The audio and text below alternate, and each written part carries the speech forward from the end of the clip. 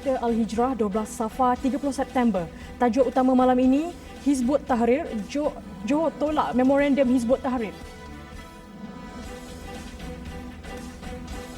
COVID-19 mungkin naik jika ingkar kuarantin.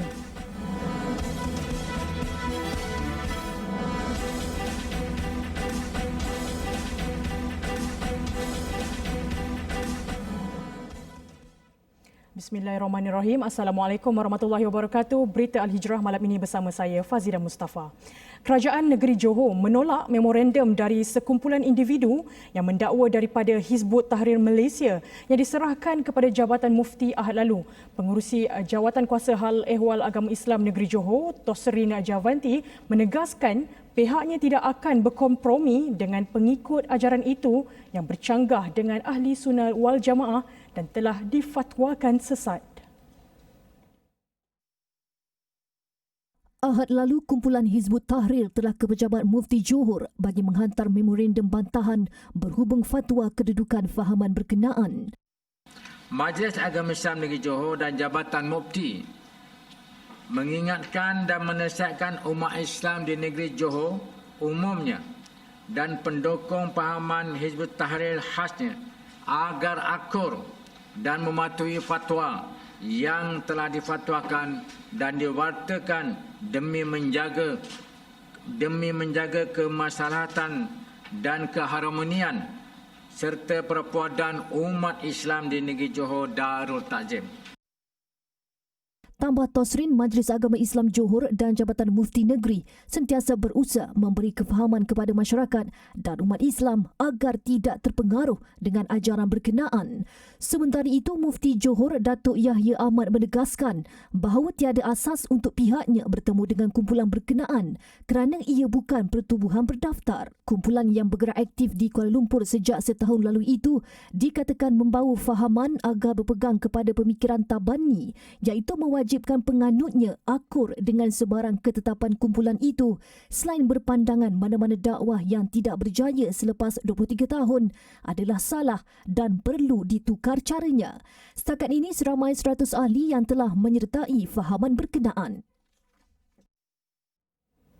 Kemunculan kluster baharu COVID-19 sejak akhir-akhir ini mengundang kebimbangan awam, lebih-lebih lagi melibatkan individu yang baru pulang dari Sabah. Pakar Kesihatan Pekerjaan dan Kesihatan Awam, Dr. Hanafiah Bashirun, tidak menolak kemungkinan pertambahan kluster baharu selain peningkatan kes positif jika terdapat individu yang ingkar perintah kuarantin di rumah, sebagaimana yang dikuatkuasakan pada 27 September lepas. Jelas Dr. Hanafiah mengambil kluster Siva Gangga sebagai contoh yang merebak sehingga 3 generasi. Beliau berpandangan kuarantin di rumah mengundang risiko memandangkan tidak semua individu mempunyai sikap tanggungjawab sosial. Mengambil kira peningkatan kes positif di zon merah Pantai Timur Sabah, ia lebih berisiko bagi mereka yang pulang ke Semenanjung dan menular ke negeri-negeri lain. So, apabila tak semua orang melakukan tanggungjawab sosial tu, makanya kes Siva Gangga telah membuktikan self quarantine tu gagal. Di mana habis sampai kebanyakan area Kedah dah terkesan, termasuk juga Perlis dan juga Pulau Pinang. Pada saya, kalau sekali lagi kita buat benda yang sama, tindakan yang sama, kita akan mengulangi apa yang berlaku pada kes Siva Gangga, kluster Siva Gangga.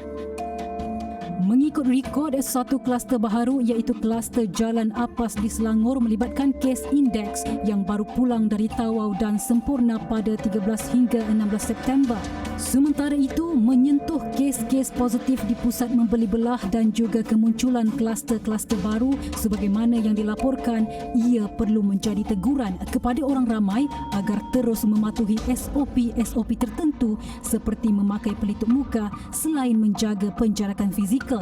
Tinjauan ketika PKPP sebelum ini mendapati masih ada lagi yang leka, tidak kurang juga yang gagal merekodkan kehadiran di lokasi-lokasi tertentu. So, antara punca kejadian kluster ini satu ialah kegagalan kita untuk mengawal ataupun menghadkan pergerakan. COVID ni satu je, simple. COVID ni satu je, konsep dia simple. Kita bergerak, COVID akan berebak. Akan tu. So benda ni lah terjadinya kluster demi kluster. Kalau tengok semalam tu, kluster yang lebih kurang 9 kluster wujud disebabkan oleh pergerakan daripada Sabah sendiri pulang ke Semenanjung. Itu antara kesilapan-kesilapan yang telah berlaku. Tambah Dr. Hanifah, selain hotel terpilih, kerajaan boleh mencari alternatif lain dengan menubuhkan lebih banyak pusat kuarantin bagi setiap negeri yang terjejas dan tidak memerlukan kos yang tinggi. Apa yang penting, rakyat Malaysia tiada pilihan selain mematuhi perintah kuarantin di rumah, tidak keluar rumah bagi urusan yang tidak penting dan sentiasa memastikan penjagaan kendiri.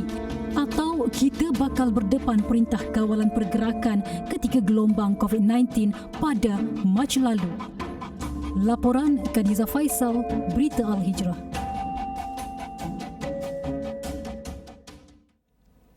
Kadar kebolehjangkitan COVID-19 atau R0 bagi negeri Selangor menunjukkan peningkatan iaitu 1.95. Ketua Pengarah Kesihatan Tan Sri Dr. Nur Hisham Abdullah berkata, peningkatan nilai RO itu disebabkan oleh kenaikan mendadak jumlah kes harian positif COVID-19 iaitu sekitar 10 hingga 15 kes berbanding sebelum ini iaitu 2 hingga 3 kes. Jelas Tan Sri Nur Hisham menerusi Facebooknya, ia mengambil kira magnitud perubahan dan menunjukkan peningkatan risiko wabak yang lebih besar sekiranya langkah-langkah pencegahan kesihatan awam tidak diambil. Sementara itu, Dr. Nur Hisham berkata nilai R0 bagi Sabah pula kembali stabil iaitu 1.26 yang dicatatkan semalam, namun ia masih dalam tahap yang membimbangkan kerana membabitkan bilangan kes harian yang tinggi. Katanya nilai R0 itu boleh meningkat kembali di Sabah sekiranya masyarakat tidak mengambil langkah intervensi kesihatan awam yang lebih optima. Jumlah bagi Sabah dan Selangor melebihi nilai R0 yang sepatutnya iaitu dalam lingkungan 1.0. Di Kedah, nilai R0 turun sejajar dengan penurunan kes di negeri berkenaan iaitu hanya 2 kes dalam tempoh 4 hari yang lalu. Nilai R0 terkini bagi Kedah ialah di bawah angka 1 iaitu hanya 0.65. Ia secara tidak langsung menggambarkan pematuhan prosedur operasi standard SOP yang berkesan. Sementara itu, 2 lagi kematian direkodkan hari ini dan menjadikan angka keseluruhan meningkat kepada 136 kes. Menurut Kementerian Kesihatan Malaysia KKM, jumlah kes baharu positif COVID-19 di Malaysia hari ini turun kepada 2 angka iaitu 89 kes. Sabah kekal negeri tertinggi jumlah kes terbaru dengan 35 kes. Negeri kedua tertinggi kes positif baharu ialah Kedah dengan 13 kes, diikuti Selangor 10 kes dan Johor 8 kes. 1 kluster baru turut dilaporkan di Kedah. Pertambahan kes terbaru hari ini menjadikan jumlah keseluruhan kes COVID-19 mencecah 11,224 kes. 28 kes sembuh baharu direkodkan dengan jumlah kes sembuh 9,967. Ini berita yang baru diterima. Satu lagi kluster baharu dilaporkan hari ini iaitu kluster tembok di Kedah. Kes indeks kluster ini ialah seorang lelaki warga negara dan merupakan kes kematian ke-135. Kluster tembok setakat ini merekodkan 2 lagi kes positif, kedua-duanya melibatkan warga negara. Punca jangkitan masih disiasat. Pejabat Ahli Parlimen Lembah Pantai ditutup berikutan seorang kaki tangannya disahkan positif COVID-19. Ahmad Fahmi Fazil berkata beliau dan semua kaki tangannya kemudian ke klinik kesihatan Tanglin bagi membuat saringan COVID-19. Memandangkan mereka adalah kontak rapat kepada kes positif berkenaan. Ahmad Fahmi menerusi Facebooknya berkata kaki tangannya itu baru pulang dari Sabah pada 25 September lalu dan dibawa ke Hospital Sungai Buloh untuk rawatan dan isolasi. Tambah beliau, pejabatnya itu ditutup sehingga tempoh kuarantin di rumah selesai. Unit dekontaminasi juga dihantar untuk proses dekontaminasi pejabat petang ini. Tambah Ahmad Fahmi, kali terakhir beliau ke Sabah pada 5 dan September lalu dan kali terakhir beliau berjumpa staf pejabat itu pada 21 September. Buat sementara waktu, warga Lembah Pantai yang ingin berurusan dengan pejabat boleh hubungi mereka menerusi Facebook atau melalui email. Polis memburu 2 lagi suspek bagi membantu siasatan berhubung kejadian tembakan di Bandar Kinrara, Selangor pada 21 September lalu. Lelaki terbabit dikenali sebagai Lu Lai Ming atau Datuk Mikhail, 40 tahun dan Chun Aik Bun atau dikenali Menko Alliance Roy, 48 tahun. Kedua-duanya beralamat di Desa Gembira Kondominium, Kuala Lumpur. Pengarah Jabatan Siasatan Jenayah Bukit Aman, Datuk Huzir Muhammad berkata, siasatan lanjut mendapati motif kejadian disyaki berkaitan dengan sindiket pinjaman wang tanpa lesen iaitu Ahlong yang didalangi suspek. Kedua-dua lelaki itu dicari bagi membantu siasatan. Kedua orang yang kita ingin kesan dan ini adalah bersangkut dengan kes cuba bunuh, cuba bunuh mangsa belum mati cuba bunuh di Kinrara. Okey. Dan 10 orang ni telah kita tahan riman 7 hari. Setakat ini 10 individu membabitkan 9 lelaki serta seorang wanita warga asing sudah ditahan dan direman 7 hari bagi membantu siasatan. Dalam kejadian 12.45 tengah hari pada 21 September lalu, kereta mangsa diekori suspek menaiki motosikal dengan memakai topi keledar dan pelitup muka.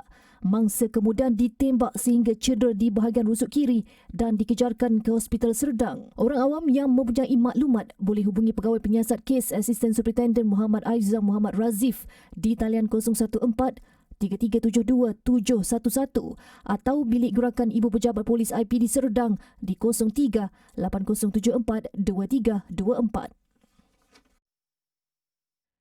Seorang pekebun pisang terlepas hukuman gantung sampai mati selepas Mahkamah Tinggi Kuala Terengganu meminda tuduhan membunuh kepada membunuh tanpa niat. Tertuduh Ismail Muhammad Don bagaimanapun dijatuhi hukuman penjara selama 14 tahun di bawah Seksyen 304(a) Kanun Keseksaan selepas meneliti bukti dan hujah kedua-dua pihak. Menurut pertuduhan, Ismail didakwa telah menyebabkan kematian terhadap Salahuddin Ismail, 48 tahun, di Kampung Tebakang Bukit Payung pada 3 Disember 2018. Mangsa pada ketika itu didapati mencuri pisang yang diusahakan tertuduh. Berang dengan tindakan mangsa, Ismail bertindak memukul belakang kepala mangsa dengan sebatang besi sebelum mangsa rebah dan meninggal dunia. Terdahulu, OKT telah dituduh membunuh di bawah Seksyen 302 Kanun Keseksaan yang memperuntukkan hukuman gantung sampai mati mandatori. Manakala Seksyen 304(a) Kanun sama memperuntukkan hukuman penjara maksimum 30 tahun dan denda. Pendakwaan dikenalikan Timbalan Pendakwa Raya Amir Abu Bakar Abdullah sementara tertuduh diwakili Peguam Hayat Muhammad. Palsukan dokumen untuk tender RM22 juta.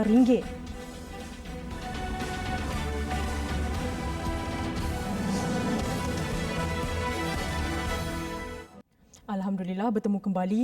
Didakwa mengemukakan dokumen palsu untuk mendapatkan tender bernilai lebih RM22 juta. Seorang pengarah urusan sebuah syarikat direman 7 hari bagi membantu siasatan berhubung kes berkenaan.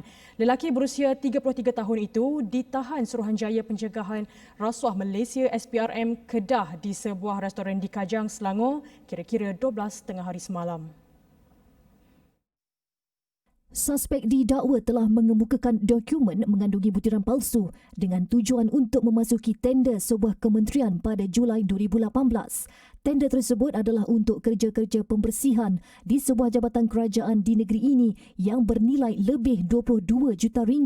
Suspek juga didakwa mengarahkan serta memaksa 2 kaki tangannya untuk membuat penyata bank dan cop palsu bagi tujuan sama. Dia dikatakan telah dianugerahkan projek tersebut oleh kementerian berkenaan pada 2018. Pengarah SPRM Kedah, Datuk Syaharum Nizam Abdul Manap ketika dihubungi mengesahkan penahanan lelaki terbabit. Kes disiasat mengikut Seksyen 18 Akta SPRM 2009. Mangsa terselamat akibat keracunan karbon monoksida Nur Akilah Muhammad Safwan, 21 tahun, dibenarkan keluar dari hospital minggu ini selepas dia menunjukkan perkembangan sangat positif. Ketua Polis Daerah Seberang Perai Tengah, Asisten Komisioner Syafiee Abdul Samad berkata, mangsa yang dirawat di Hospital Angkatan Tentera Tuanku Mizan Zainal Abidin telah menjalani rawatan fisioterapi hari ini dan akan dirujuk ke Hospital Kuala Lumpur HKL untuk pemeriksaan di bahagian otak. ACP Syafiee berkata perkembangan Nur Akilah semakin positif dan dia tidak menunjukkan sebarang tanda kemurungan selepas dimaklumkan cerita sebenar dan juga kematian kakaknya. Khamis minggu lepas, Nur Akilah dilaporkan sedar dari koma selepas seminggu menjalani rawatan. Dalam kejadian 17 September lepas, 3 daripada 4 pelajar kolej yang sedang menunggu hari convocation maut selepas dipercayai terhidu gas karbon monoksida setelah tertidur di dalam kereta. 3 mangsa yang maut ialah Sharifah Farisha Said Fathi, Ayuni Syazwani Syabri dan Nur Adilah Muhammad Safwan, masing-masing berusia 21 tahun. Nur Adilah yang merupakan kembar kepada Nur Akilah pada awalnya terselamat namun meninggal dunia ketika dirawat di unit rawatan rapi ICU Hospital Angkatan Tentera Lumut Perak. Dalam kejadian yang disedari kira-kira jam 1.40 pagi itu, semua mereka ditemukan tidak sedarkan diri di dalam kereta yang enjinnya tidak dimatikan di stesen minyak berkenaan. Kesemua mangsa dipercayai singgah ke stesen minyak itu untuk berehat ketika dalam perjalanan pulang ke rumah mereka di Kedah selepas bercuti di Pulau Jerejak, Pulau Pinang sempena Hari Malaysia. TV Al-Hijrah dinobatkan sebagai penerima Responsible Islamic Media menerusi Global Halal Excellence Awards 2020 dan Global Business Leadership Award 2020. Ia satu pengiktirafan kepada satu-satunya stesen Islamik pertama di negara ini yang konsisten menyiarkan kandungan dan program berbentuk ilmiah serta Islamik. Ketua Pegawai Eksekutif TV Al-Hijrah Namanzi Haris berkata, anugerah ini adalah hasil tenaga kerja di setiap jabatan bagi menghasilkan rancangan yang sesuai ditonton pelbagai lapisan masyarakat. Kita bersyukur dan berterima kasih kerana hasil usaha kita beramai-ramai di TV Hijrah bersama dengan bilik berita, dengan penerbitan, di peringkat media sales, engineering semua di TV Hijrah, kita diperakui sebagai antara media yang memainkan peranan dan tanggungjawab sebagai media yang responsible untuk memberikan hiburan yang bersempadan di samping dakwah yang berterusan. Anugerah anjuran Asia Pacific Business Council for Sustainability and the Leadership Post itu turut dihadiri Menteri di Jabatan Perdana Menteri Tugas-Tugas Khas Datuk Seri Muhammad Ridwan Mat Yusof. Anugerah kali pertama itu dibuat bagi mengiktiraf usahawan dan organisasi yang cemerlang dan lestari di peringkat global. Organisation ataupun individual entrepreneurs has already excelled in the field of halal industry, which I mentioned in my speech, is very, very big in terms of opportunity. And these people that have received the awards tonight will show example to other people to follow. And they are the future leaders to help the country grow in economy. Sementara itu, pada majlis sama, Pharma Niaga Manufacturing Berhad dan Andorra Women and Children Hospital masing-masing menerima Excellence in Pharmaceutical and Emerging Women Entrepreneur of the Year GHEA 2020.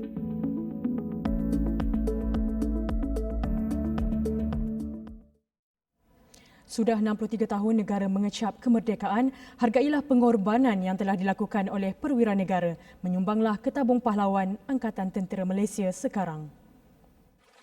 Ketika itu, aku hidup dalam dunia yang penuh dengan darah. Tapi, hatiku masih di sini, di tanah kelahiranku, yang takkan pernah lelah aku pertahankan.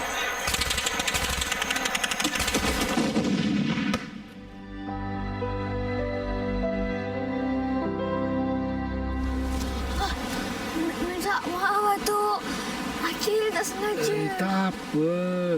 Atok cuma terkejut saja. Selagi nadi masih berdenyut, akan ku teruskan sisa perjuangan ini. Mereka yang ku kenali kini telah tiada. Yang tinggal hanya nama menjadi sejarah.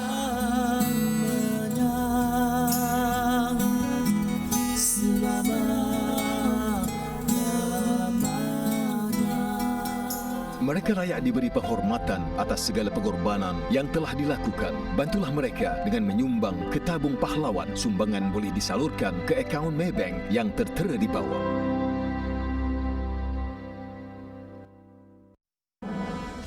Vaksin COVID-19 tunjuk hasil positif.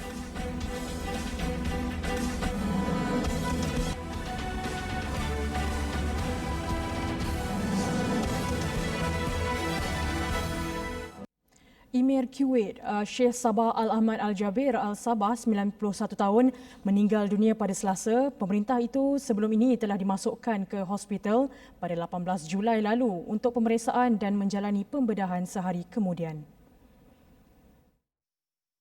Kuwait mengumumkan 40 hari berkabung atas kematian Sheikh Sabah dan memutuskan untuk menutup institusi pemerintah dan rasmi selama 3 hari mulai 29 September.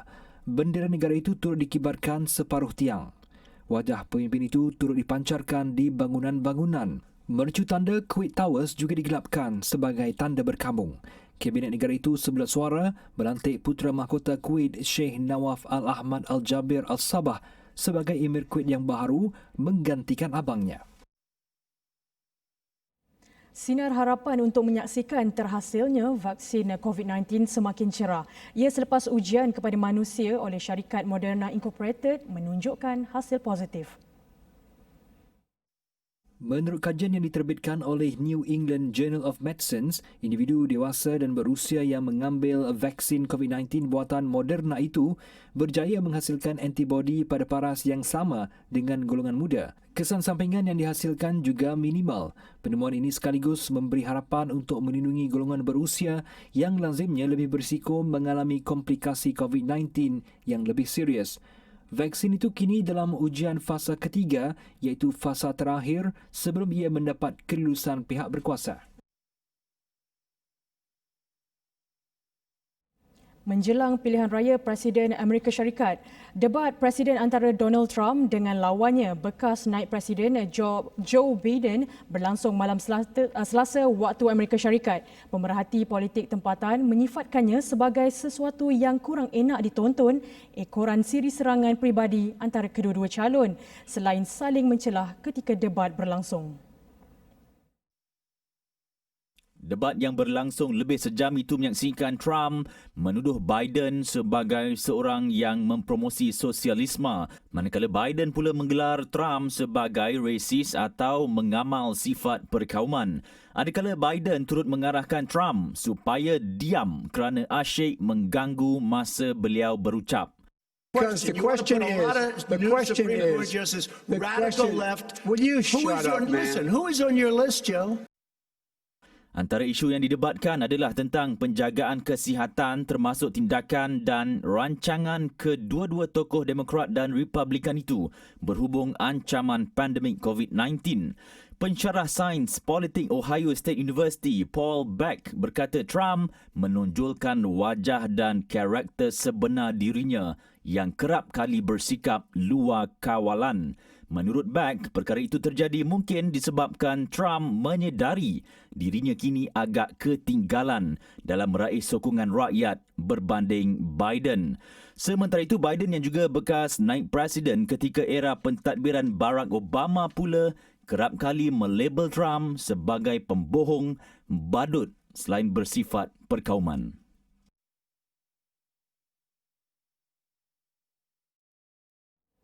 Dan berikut rangkuman berita antarabangsa yang lain.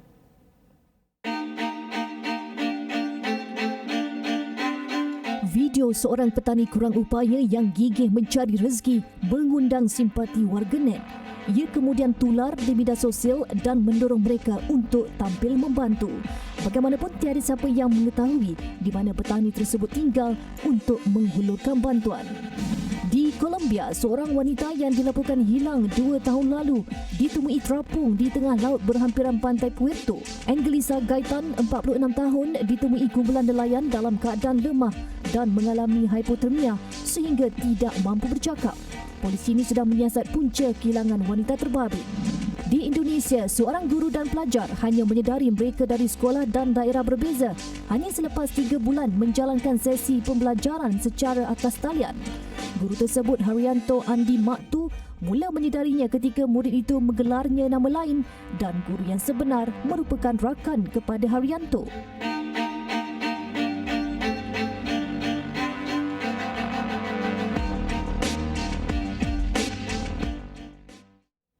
Sebelum berpisah, menyusur sebentar lagi jam 8.45 malam Globe Al-Hijrah versi Bahasa Arab bersama penyampai Hanan Muhammad Said dan akan disusuli dengan siaran langsung analisis bersama Finas Yunus yang akan mengupas tajuk PRN Sabah apa tanda jam 9 malam ini. Sekian untuk malam ini. Saya Fazida Mustafa. Assalamualaikum dan selamat malam.